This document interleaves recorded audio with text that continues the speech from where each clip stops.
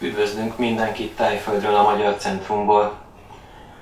Több esetben kérdezik tőlünk Magyarországról a turisták, hogy miért nem szervezünk nyaralást és szállást Patong Beachre. Válaszok helyett mostantól elküldjük ezt a videót, és mindenki meg fogja érteni, hogy miért.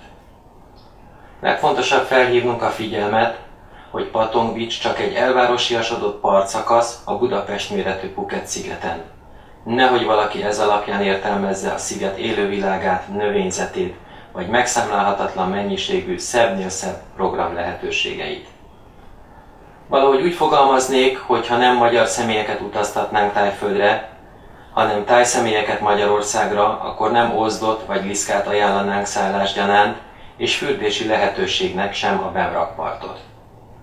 Pontosan ezért a jobboldali kis monitoron a film alatt Karon és Kata Beach látható, hogy mindenki érezze a különbséget, még időben, hogy hová is választ szállást, nyaralást.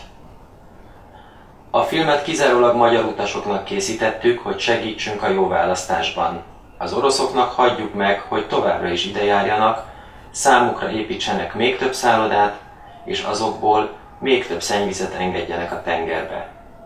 Phuket-szigeten Karon Beach-et pedig tartsuk meg azoknak az utasainknak, akik nem belvárosi, hanem trópusi hangulatú nyaralást szeretnének. Kékszínű tengerben, ma még zöld környezetben.